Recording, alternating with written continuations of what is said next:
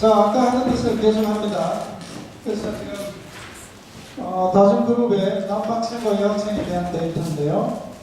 이 아웃풋에서 한번 그 평균들이 어떻게 각 레이턴트 베리어블에는 평균들이 어떻게 추정이 되고 어떻게 다른가 그것을 한번 보도록 하죠. 그럼 아웃풋을 한번 열어보시면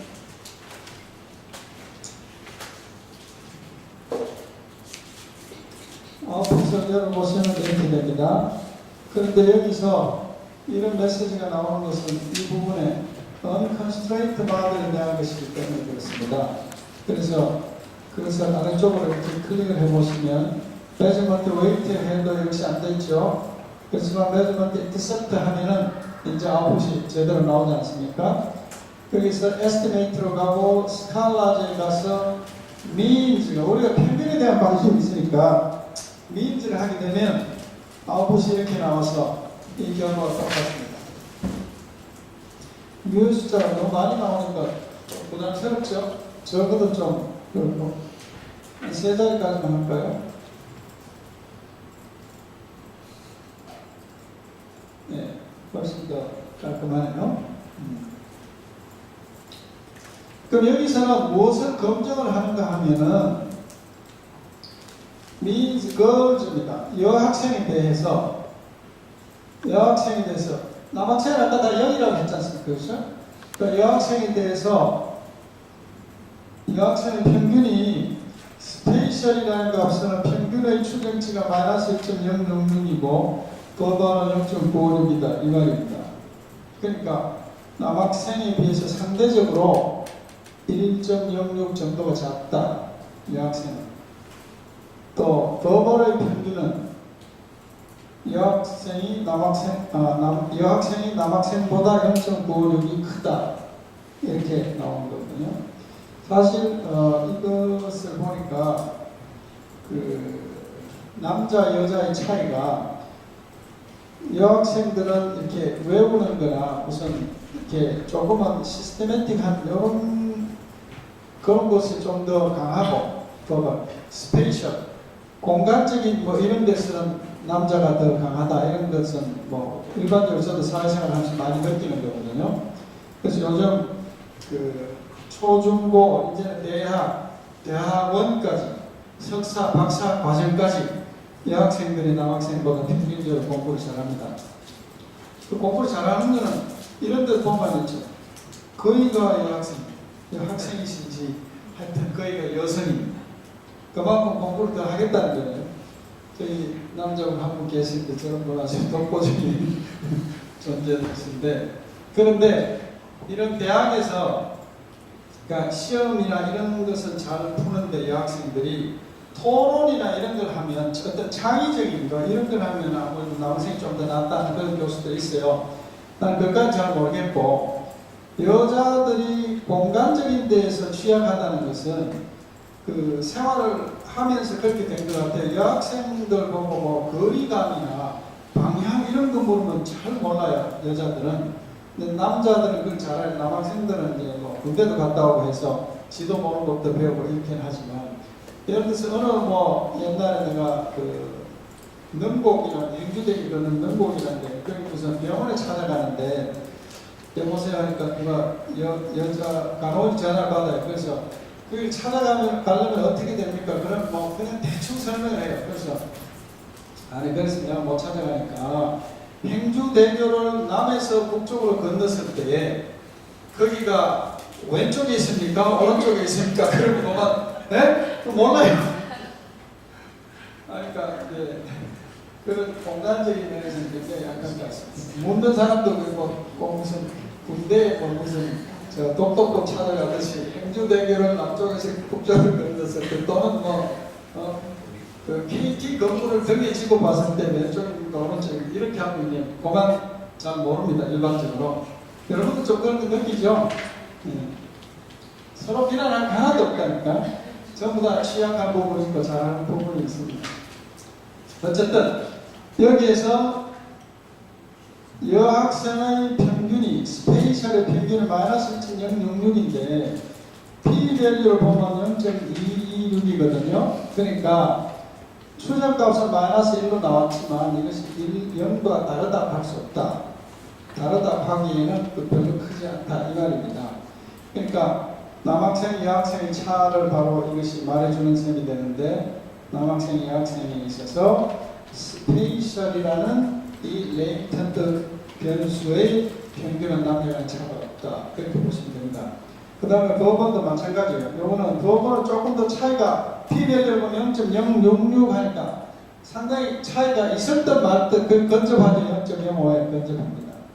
그래서 또 우리 방금 우리 과의 신임 교수가 좀 전에 나한테 좋은 힌트를 주셨는데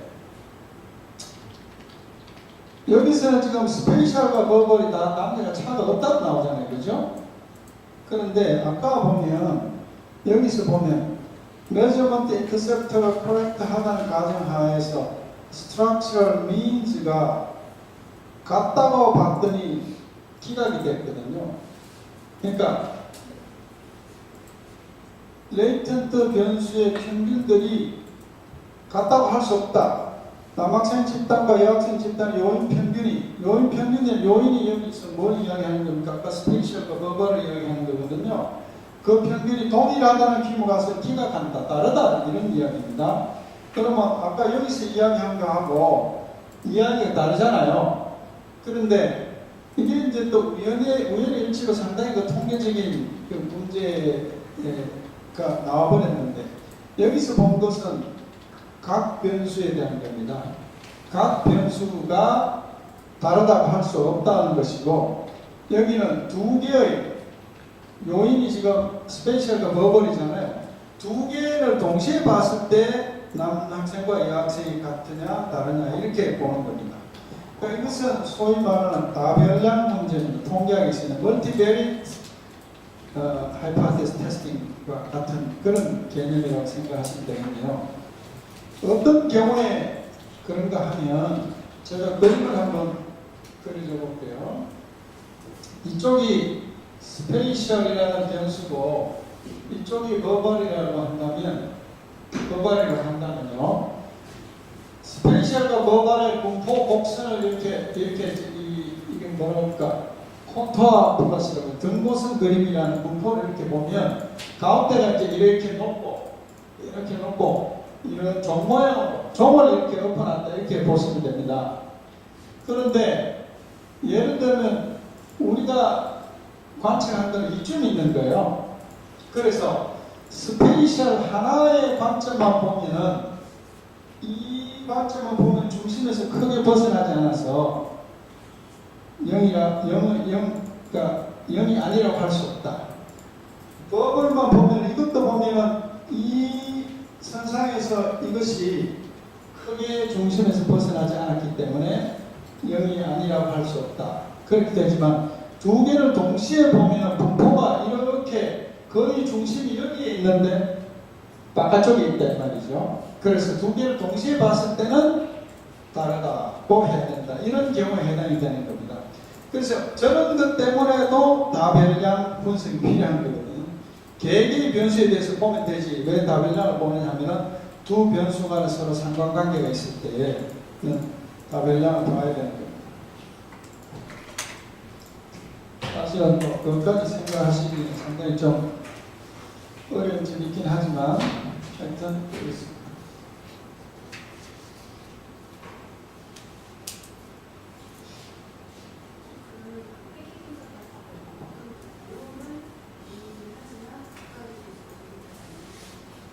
그것도 그럴 수 있죠. 그러니까 각각이라는 건 회귀계수가 여러 개 있을 때는 각각을 본다는 것은 그 하나를 변수로 봤을 때 유니베리트 개념이고 전체적으로 보는 것은 멀티베리트 개념이라고 보시면 되겠죠.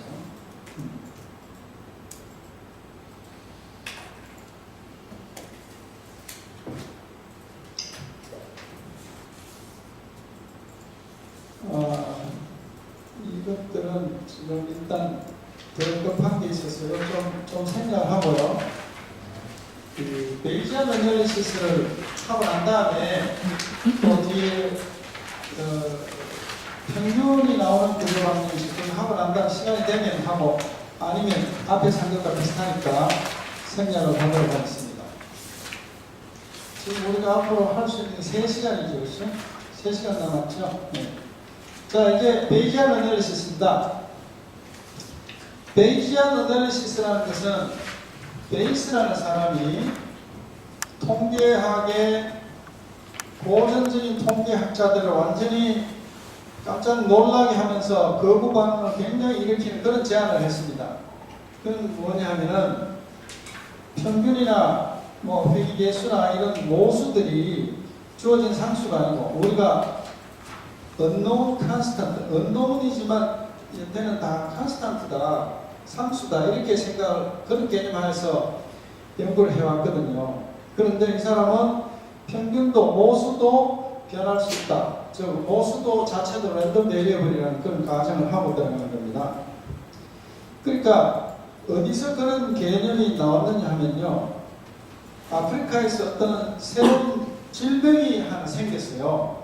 그래서 질병을 뭐 역학조사를 그러니까 여러 가지 데이터 조사해서 이렇게 하니까 어떤 사람이 이 병의 원인이 되는 것이 이제 우리가 생각할 때 한 서너 가지가 있다고 이렇게 생각을 했을 때 아무런 정보도 없이 어떤 환자를 만났을 때는 이 병의 원인이 뭐 때문인지를 모르는 거예요. 그러니까 원인이 뭐 때문인지는 모르지만 후보 그 병 원체가 한 4가지가 있다고 하면 다 확률이 똑같다. 이 병의 원인으로서는 확률이 4분의 4분의 1씩이다. 이렇게 보다가 다음 환자가 또 오면서 그 환자가 뭐 때문에 걸렸는지를 이렇게 보니까 첫 번째 원인 때문일 것이다. 이렇게 되면 환자를 한 사람 더 오면 이제 확률이 이 병이 걸릴 확률이 첫 번째 원인에서 가능성이 높아지는 거예요.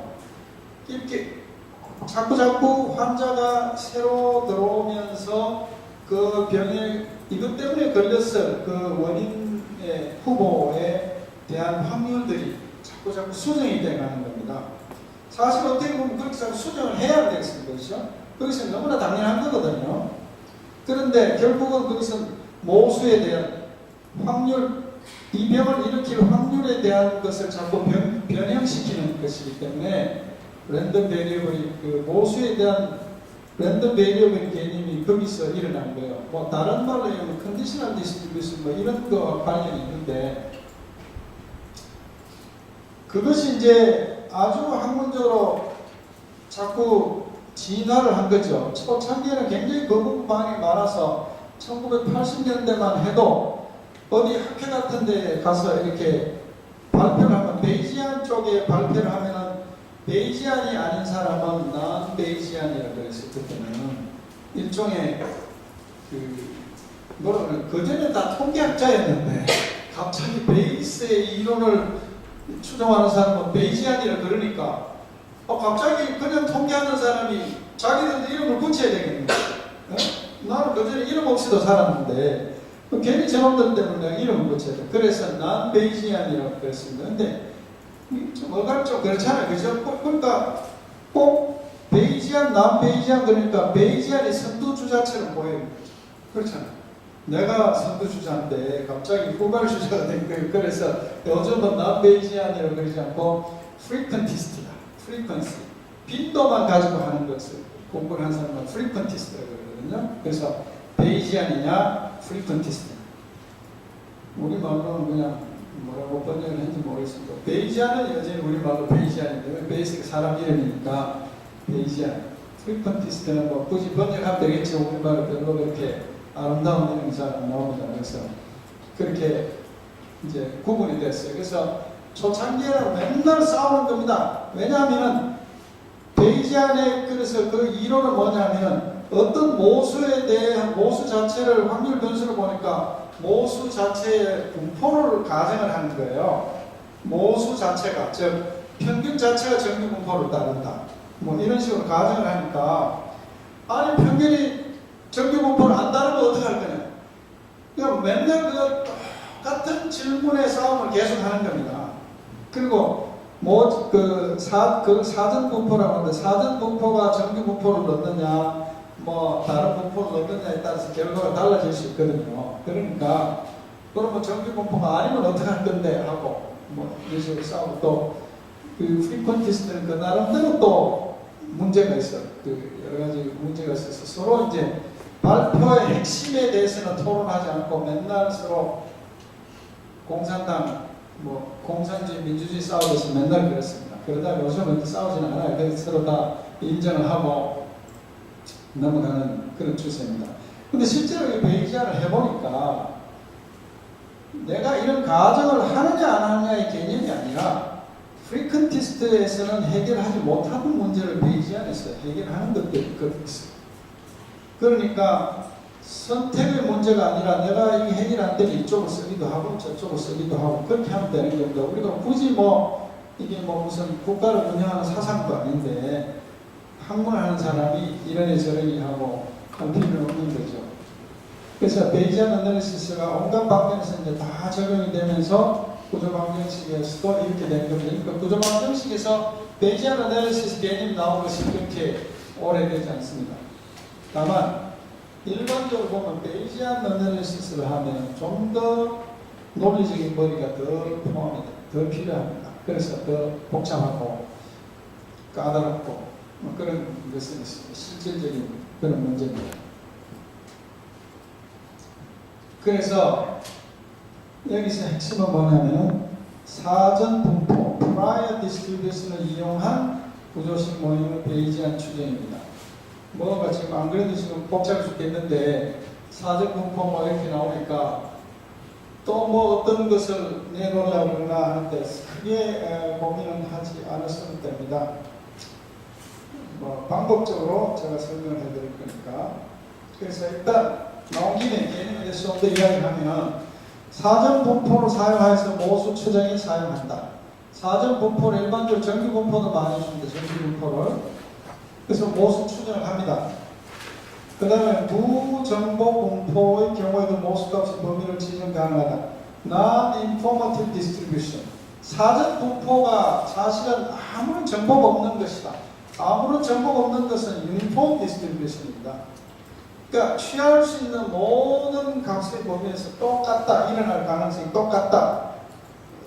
아무 유니폼 디스트리뷰션이라는 것은 아무것도 모른다는 뜻입니다. 누가 어떤 사람한테 달나라에 토끼가 살 확률이 얼마냐 그걸 물었을 때 2분의 1 하고 대답하는 사람은 마치 뭘 잘 아는 것 같죠. 하나도 모르니까 2분의 1입니다. 살 것 같은지 없을 것 같은지 전혀 정보가 없으니까 살 확률 2분의 1, 안 살 확률 2분의 1인 거예요.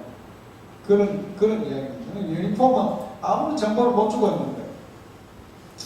무정보 분포, 무정보가 아니고 무정보 분포나 인포머티브 디스트리뷰션은 유니폼의 개념을 보시면 됩니다. 여기서 이제 장점이 뭐냐면 음의 분산 추정을 방지할 수 있다. 헤이우드 케이스라는 거 앞에서 배웠죠. 추정을 했는데 그 구조방정식 해를 했는데 분산이 마이너스로 추정이 됐을 때 그 추정을 신뢰할 수 없어서 분산을 뭐 아주 작은 값으로 수정을 했었지요 어제. 그런데 여기서는 애초에 분산 자체도 모수로 보고 모수의 범위를 0보다는 크다 이렇게 줄 수가 있습니다. 사전 분포에서 0보다는 크다 하고 그 모수의 범위를 줄 수가 있어요. 그래 되어버리면 자동적으로 0보다 작은 값은 나오지 않기 때문에 헤이우드 케이스가 사라집니다. 그 다음에 스몰 샘플의 경우에도 로버스트와 파워는 비슷한 개념이긴 하지만 파워는 특히 통계적인 측면에서 파워풀하다는 것은 여러 가지 내가 가정한 조건이 만족될 때 강력한 그런 효과를 나타내는 것이고, 로버스트는 어떤 특정 조건 하에서는 크게 효율적이지 못하지만 조건이 어떤 조건 하에서도 그래도 나름대로 역할을 하는 것, 그런 것이 로버스트입니다. 로버스트는 우리말로 하면 막강하다, 파워풀은 강력하다. 우리말은 그게 그거죠. 근데 우리말로 하면 그걸 구분하는 말은 없는 것 같아요. 그래서 로버스트, 일반적으로 그냥 영어는 그대로 씁니다. 로버스트하다. 그래서 맥시멈 라이클리후드의 경우에는 권장 샘플 사이즈는 200에서 300이다. 잠깐 이야기한 것처럼 샘플 사이즈가 너무 크면 거의 기각하는 그런 경향이 있기 때문에 너무 센시티브하다. 근데 스몰 샘플이면은 신뢰성이 떨어지고 라지 샘플이면 모형 기각할 가능성이 커진다. 그러니까 이런 프리퀀티스트의 방법은 이런 문제를 가지고 있어요. 그 다음에 또 희망적인 것은 사전 분포가 달라져도 모수값이 크게 달라지지 않는다. 베이지안의 최대 약점인 프라이어 디스트리뷰션이 뭐냐에 따라서 결과가 달라져서 문제가 됐는데 뭐 큰 차이가 없다. 사전 분포를 어떻게 줘도 큰 차이가 없다. 그러니까 조합을 볼 수 있죠.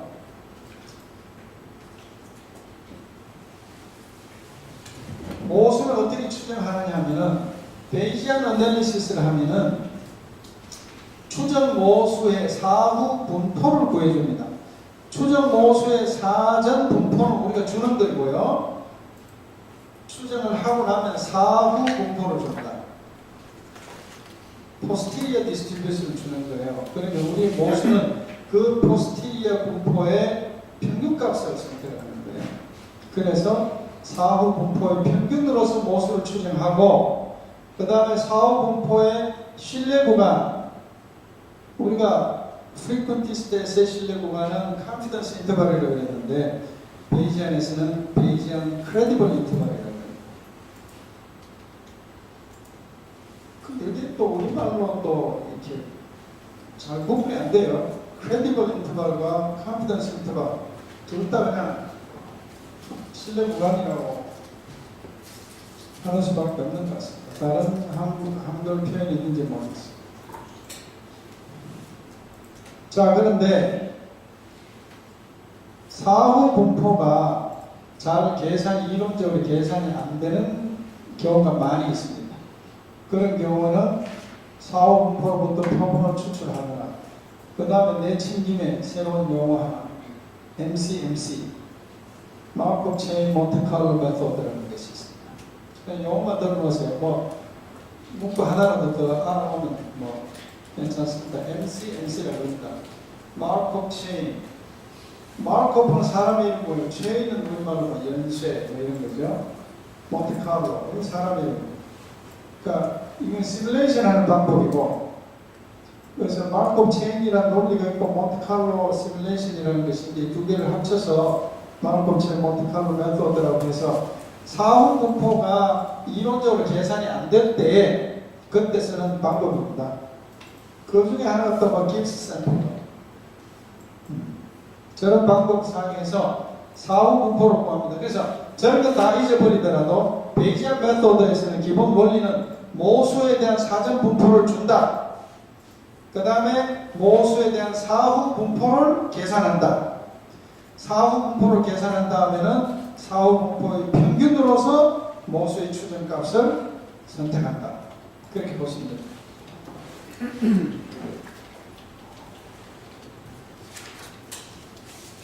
경로도형. 이거는 이제 근로방 정치는 아닌데 베이지안 메소드를 사용하는 방법이다. 에이지와 보케뷸럴, 나이와 단어만 암기하는 그런 이야기인 것 같습니다. 그래서 가설은 correlation between age and vocabulary는 0이다. 이걸 한번 검증을 해보자 그런 이야기거든요. 근데 베이지안 어널리시스를 하려면 estimation of means and intercept 아까 그 아웃풋 원하는 데서 꼭 그래서 estimation 반드시 클릭을 해줘야 되고 저 클릭 estimate means and intercept in Amos practice 여기서 클릭을 해줘야 됩니다.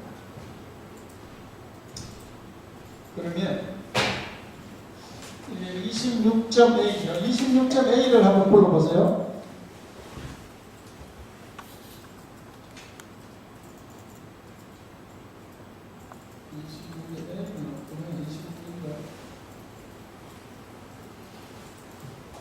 네.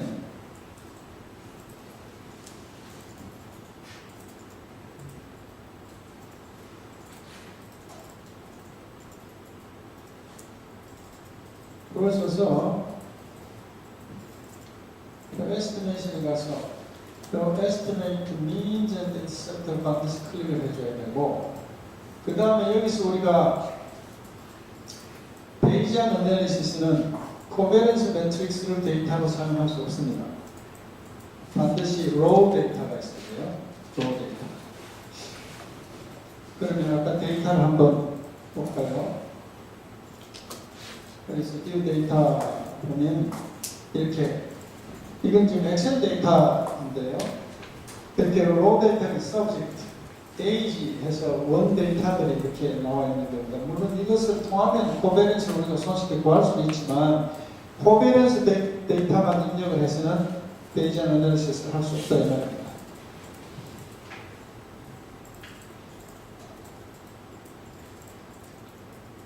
자, 베이지안 어널리시스를 어떻게 하느냐면 마우스를 쭉 내리셔서 여기다가 스톱. 여기 딱 하면은 베이지안이라는 글자가 뜨죠. 베이지안하고 클릭하면 합니다. 화면이 뭐가 다양하면 안 그래도 지금 에이모스 기본 화면만 봐도 골치 아프겠는데 또 뭐가 이렇게 뜨죠. 이래서 뭐라고 있는 게 아니고 뭔가 자꾸 새로운 걸 배워야지. 그렇죠. 뭐가 자꾸 바뀌죠. 여기서 이제 알아야 될 내용이 너무 많아요. 그래서 다 말씀드릴 수는 없고 그냥 꼭 필요한 거 시간이 되는 대로 한번 봅시다. 지금 여기서 이렇게 숫자가 변하고 값들도 조금씩 변하죠. 그죠? 그럼 추정을 해나가는데 다시 한번 해볼까요? 여러분들 여기서 가장 괄목할 만한 변화가 뭐가 있는가, 시력이 얼마나 센스가 있는가 한번 보겠습니다. 이거는 뭐 처음부터 이렇게 됩니다. 자, 여기서 이거는 포즈 샘플링이거든요. 지금 계속 샘플링을 하고 있는 중입니다. 그래서 이거 누르면 스톱 됐어요. 네? 계속 이렇게 가면 이제 정신없으니까 일단 스톱을 했습니다. 그런데 이 얘는 워낙 솔루션이 빨리 나와서 눈으로 그 변화를 찾을 겨를이 없었는데 여러분 아이콘도 쭉 한번 보세요. 쭉 보시면 여기 제일 웃기죠? 네? 저기 뭡니까? 사람이 웃는 모습이에요. 웃는 모습이라. 근데 처음에 시작할 때는 워낙 찰나에 지나가서 여러분들 못 봤을 겁니다. 처음에 빨간 걸로 인상을 찍으려면 이런 입모와 입이 이렇게 된 빨간 모습이었어요. 그랬다가 쭉 샘플링을 해나가면서 요 값이 1.0002가 그 값 아래로 내려오면 이걸 가지고 여기 있는 값을 가지고 convergence rate, 접근하는 율, 뭐 이렇게 해서 그것이 1.0002인가 1.002인가 그거보다 작으면 여기 색깔이 노란색으로 웃는 얼굴로 바뀝니다. 그러면 무슨 이야기 나면 이제 스톱을 해도 된다 그런 것이죠. 그래 그때 여기서 이걸 눌러서 스톱을 하는 겁니다.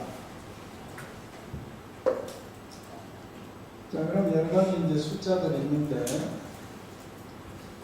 여기서 500이라는 것은 번인이라는 건데 burn 태우다, 타다, burn in 그 용어를 뭐 그렇게 썼습니다. 그게 뭐냐면 우리가 여기서 MCMC 방법을 사용을 해서 아까 얘기한 그 방법을 해서 사후 분포를 제너레이트가 데이터를 제너레이트 하는 겁니다. 제너레이트 하는데 초기에는 굉장히 언스테이블해서 최초의 500개는 버리는 거예요. 최초의 500개는 버리는 거예요. 그것을 버닝 넘버라고 합니다. 500개.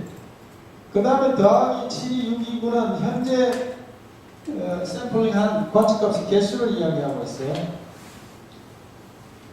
토탈은 그러니까 500 더하기 72,000 이만큼 했는데 곱하기 128은 뭐냐면 이게 샘플링을 너무 이렇게 계속 이래 하면은 서로 간에 독립으로 데이터가 주어져야 되는데 독립이 안 되고 소위 말하는 그 시리얼 코릴레이션을 연속된 값끼리 서로 상관성이 있어요. 그런 상관성을 없애주기 위해서 128이라는 건 128개 중에서 한 개씩만 데이터를 얻었다. 그러니까 127개는 버린다는 뜻입니다.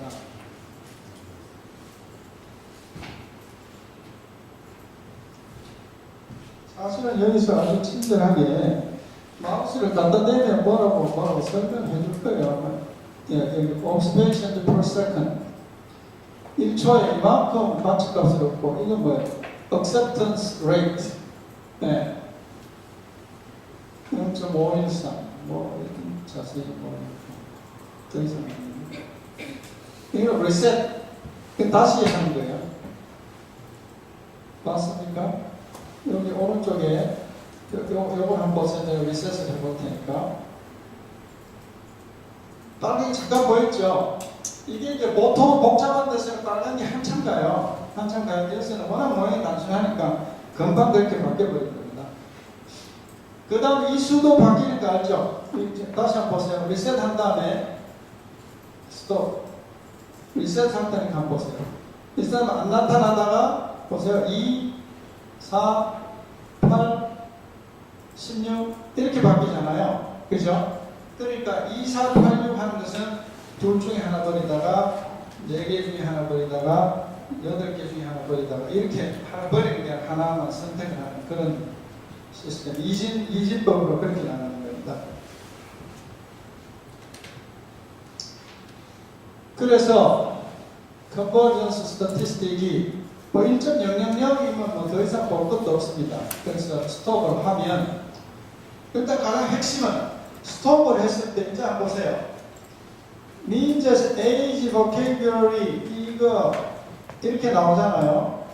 우리의 지금 모형에서 추정할 모수는 하나, 둘, 셋, 넷, 5개밖에 없어요. 추정할 모수가 그 추정할 모수가 5개인데 이렇게 랜덤 넘버를 제너레이트해서 분포를 모아서 그것들의 age라는 것의 평균을 계산하니까 70일이 되더라. 그런 얘기입니다. 난 vocabulary 평균은 62였고 age와 vocabulary covariance의 평균은 마이너스 6점 얼마, age variance의 distribution, vocabulary distribution의 평균은 2타. 그런 이야기입니다. 그러니까 여기 mean이라고 되어 있지만 사실은 저게 우리가 원하는 추정값입니다. 저것을 추정값으로 쓰면 돼요. standard error, standard deviation, 뭐 이게 convergence statistic 이거하고 같은 이야기고, skewness kurtosis 이건 분포의 그 찌그러짐, 뭐 예리함, 뭐 이런 걸 나타내는 것이고, minimum, maximum 뭐 이렇게 있죠.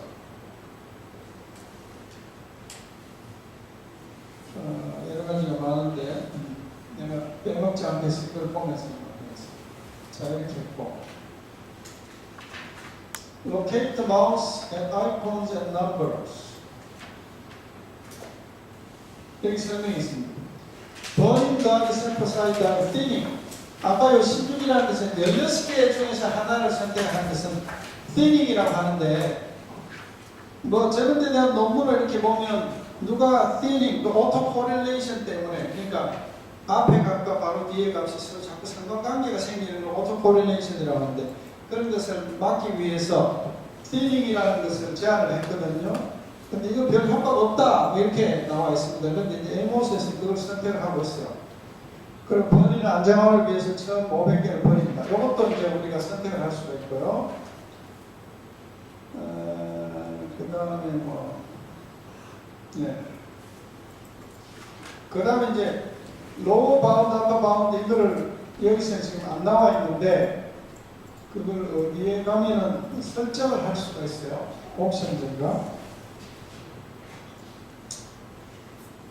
일반 여기 옵션인데 여기 있네요. 요걸 클릭하면 아까 우리 왜 스페시피케이션 설치할 때도 옵션의 모양 열었었죠, 그죠? 여기 클릭하면 메이저 옵션도 나옵니다. 그래서 무슨 스태티스틱을 뭘 나타내 줄 것인가. 근데 여기 보면 지금 클릭이 안 돼 있어요. 크레디블 인터벌에 클릭을 하시고, 클레디블 인터벌에 클릭을 하시고, 90이 아니고 50이 아니고 90이라고 한번 50% confidence interval이 뭐 의미가 없으니까 90% 또는 95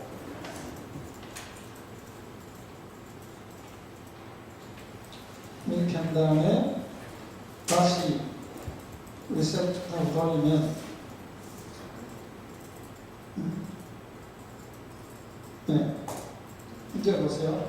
아까 아웃풋에서 이런 부분이 나타났죠. 95% 로우 바운드, 95% 아플 바운드. 그러니까 평균은 71이고 쉽게 생각하시고 우리가 신뢰 구간이다. 평균에 대한 신뢰 구간이다. 이렇게 생각하시면 돼요. 그러니까 평균 71이고 신뢰 구간은 로우 바운드는 69. 그러니까 이 Ag라는 값이 69와 72.6 사이에 있을 확률이 95%다. 그렇게 보시면 되는 거죠.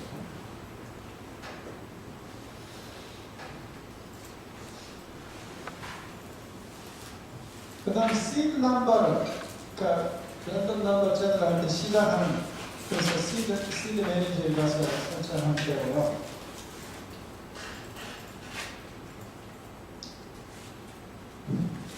꽤 많죠. 이제 옵션으로 다시 한번 가봅니다. 가보면 refresh 이건 별 중요한 거 아닙니다. 뭐 1000번마다 화면을 다시 나타내요. 1000개의 랜덤 넘버를 제너레이트 한다면 결과가 지금 아까 왜 화면이 바뀌잖아요. 그죠? 그것도 여기 있으면 그 사이에 한 번 숫자가 한 번씩 바뀌는 거는 데이터 한 샘플에 하나씩 한 게 아니고 1000개 할 때마다 한 번씩 바뀌는 겁니다. 그만큼 컴퓨터 속도가 빠른 거죠. 그 다음에 prior 여기서 이제 나중에 이야기를 드리겠지만 admissibility 테스트와 stability 테스트를 클릭을 해주는 것이 좋습니다. 이렇게 되면 자동적으로 해유드 케이스는 자동적으로 없어집니다. 그러니까 베리언스가 이보다 작아지는 경우는 admissibility 테스트에서 클릭만 해주면 자동적으로 베리언스는 지가 알고 이보다 크게 이렇게 해주고 스테빌리티 테스트라는 것은 우리가 뭐 리니어 시스템을 계산하는데 문제가 되는 것도 해결해주고 뭐 그렇게 하는 건데 너무 많이 알아도 좀 문제가 되죠. 어설프게 아는 사람은 아예 모르는 것보다 나올 수도 못한 것도 있습니다.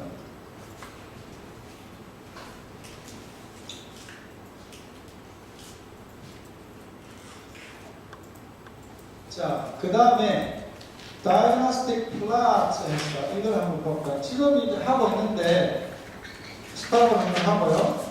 스탑을 한번 하고 저 따라 해보세요. 다 하셨습니까? 뷰로 가세요.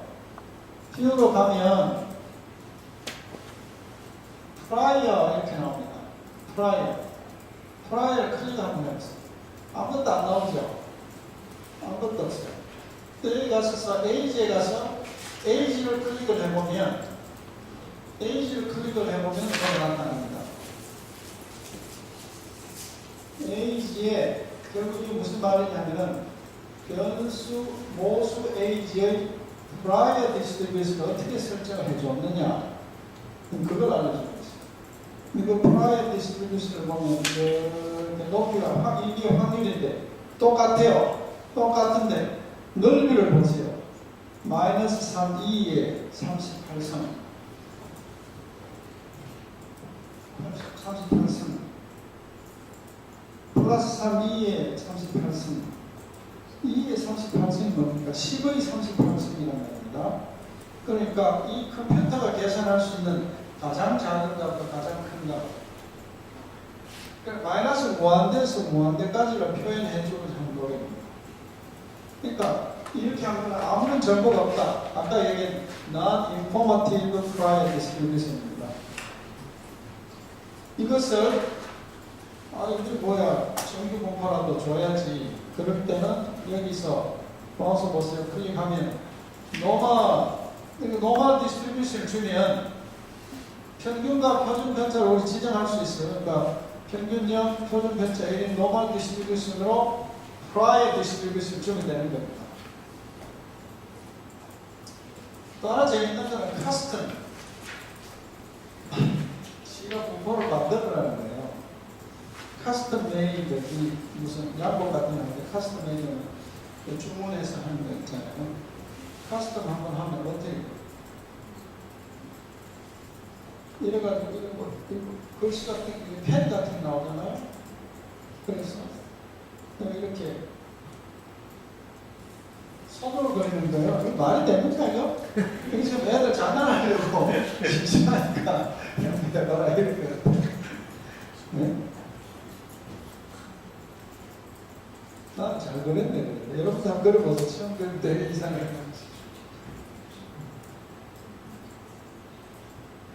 그런데 여기서 카스텀보다는 일반적으로는 유니폼이라고 주는 것이 제일 무난합니다. 대부분의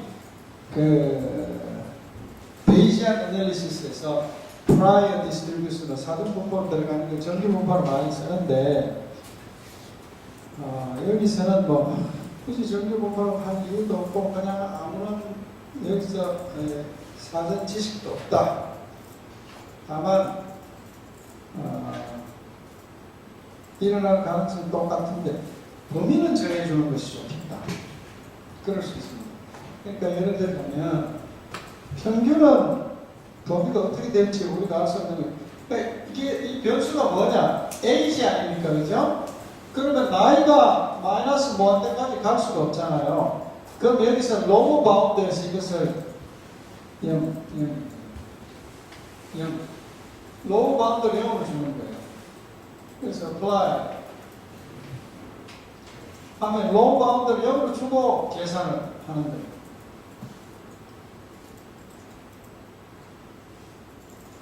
또 아까 우리가 이야기한 분산 A의 베리언스를 어떻게 하고 싶다 그러면 역시 로우 바운드를 분산의 하 0이다. 그러니까 0보다는 큰 값이다. 이런 적을 주니까 사실 여기서는 어떤 베이지안의 개념이라기보다는 모수에 대한 컨스트레인트를 그냥 하나 준 거다. 그렇게 생각하는 것이 더 실질적입니다.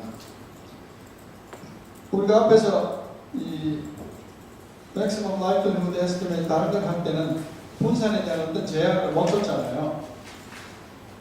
예를 들면 제약을 줄 수 있죠. 분산이 뭐 3이다 이렇게 뭐 픽스드 값으로 그렇게 줄 수는 있었지만 0보다 큰 값이다 이런 건 줄 수가 없었거든. 근데 베이지안에서는 그런 단서를 줄 수가 있기 때문에 케이우드 케이스 같은 검토에 그런 결과가 나오지는 않는다. 그 다음에 굉장히 그 베이지안에 대해서 개념을 아는 사람이라면은 굉장히 많은 것을 볼 수 있도록 했는데요. 다시 한번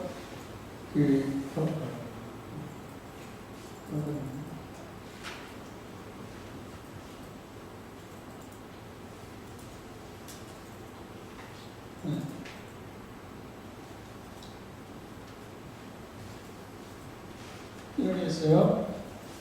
이제 이 정도 되면 스톱하고 뷰로 다시 가서 이제 이번에 포스티리어를 한번 봅시다. 그러니까 프라이어는 사실은 우리가 큰 의미를 안 두고 그냥 범위만 지정해 주는 걸로 생각하시고 포스티리어를 보면 에이지를 클릭을 한번 하면 아까 똑같은 요령이죠. 아까는 프라이어인데 포스티리어에서 에이지를 클릭을 하면 현재까지 샘플링하는 결과를 보면은 에이지라는 이 모수의 디스트리뷰션이 이렇게 되더라. 그런 이야기입니다. 그럼 평균을 보면 대충 한 이쪽이 평균 아닙니까? 그죠? 그럼 여기 나온 71.024가 평균이고 표준 편차가 0.82 이런 디스트리뷰션 커브를 나타내더라. 그런 이야기입니다. 그것을 그 그림을 히스토그램으로 표현하면 이렇게 되고 트레이스 이건 뭐냐면은 그냥 뭔지 설명하지 말고 그냥 이렇게 쭉 이렇게 나타나는 게 좋습니다. 이렇게 점점 이렇게 더 커진다든지 이렇게 되면 더 좋은 게 아닙니다. 그 다음 오토 코릴레이션 이것도 역시 갈수록 이렇게 쭉 줄어드는 게 좋아요. 그래서 이쪽에 갔을 때는 거의 영어로 내려갈 때 그냥 뭐 이걸 보고 여러분들이 어떤 해석을 하는 뜻이 아니고 뭔가는 그래도 눈으로 한번 보시는 게 좋을 것 같아서 그렇습니다.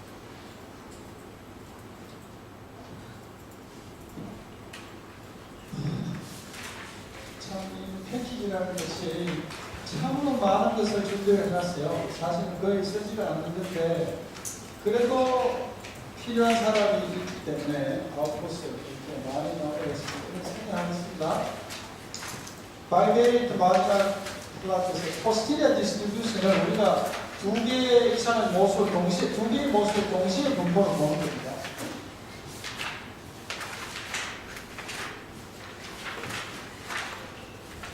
네.